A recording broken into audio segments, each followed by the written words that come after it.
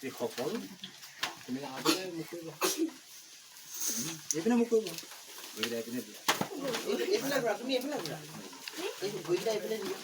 মৰমৰ ছাত্ৰ ছাত্ৰীসকল আৰু উপস্থিত সন্মানীয় ব্যক্তিসকল আমাৰ এই জেগাটুকাক মণ্ডল তিনিআলি বুলিয়ে কয় জাজৰি গাঁও পৰে নেকি নে হাজাৰি গাঁও পৰে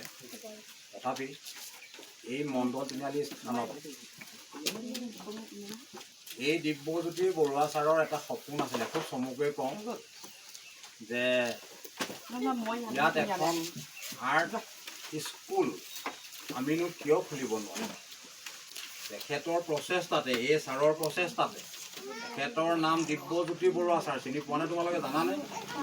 অঁ এই দিব্যজ্যোতি বৰুৱা ছাৰৰ প্ৰচেষ্টাতে আজি এখন ইয়াত আৰ্ট স্কুল আৰম্ভণি হৈছে আৰু তোমালোকে আহিবলৈ এটা সুযোগ পাইছা গতিকে তোমালোকৰ সৌভাগ্য যদিও ইয়াৰ প্ৰথম অৱস্থাত অকণমান বহা আসন ডেস্ক বেঞ্চ আৰু আমাৰ ঘৰ দুৱাৰ অকণমান নাটনি হৈছে কিছুদিনৰ পিছত আমি এইখিনি যা যোগাৰ কৰিম ছাৰে কৰিব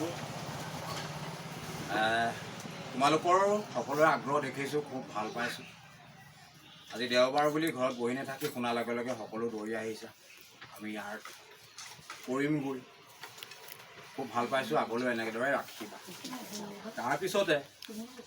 একদম চমুৱাই কৈছোঁ এতিয়া অংক শিকাবলৈ হ'লে অংক পঢ়াবলৈ হ'লে এজন অংকৰ শিকোৱা ছাৰ লাগিব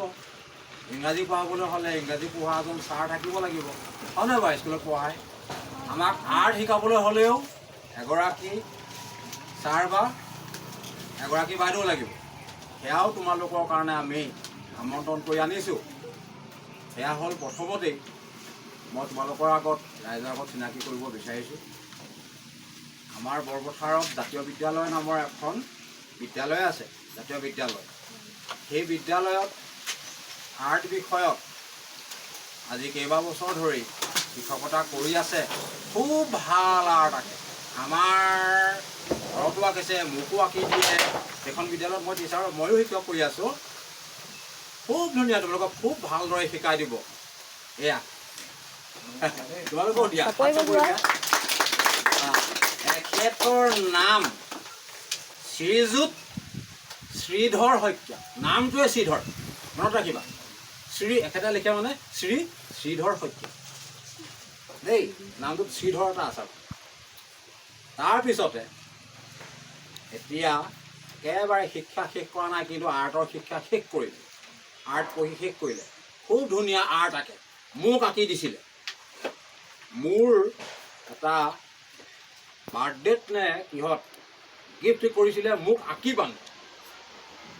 আৰু মই এনেও অন্যান্য কিবা কিবি অলপ বছৰক তেওঁ পৰীক্ষাবিলাকত পঢ়াইছিলোঁ যেনিবা মই ইংৰাজী পঢ়া ইংৰাজী অলপ বছৰ চাই দিছিলোঁ এয়া মোৰ খুব মৰমৰ ছাত্ৰী বুলি ক'ব লাগিব তেওঁৰ নাম শ্ৰীমতী ৰশ্মি ৰায় চৌধুৰী এয়া বাইদেউ আৰু বৰ ধুনীয়াকৈ মোক আঁকিছিলে মই কৈছোঁ নহয় মোক আঁকি দিছিলে তেওঁলোকক খুব ধুনীয়াকৈ শিকাব গতিকে ছাৰ বাইদেৱে শিকাব তোমালোকে শিকিবা প্ৰয়োজনীয় যিখিনি বয় বস্তু ক'ব বহী আৰ্ট পেপাৰ ৰং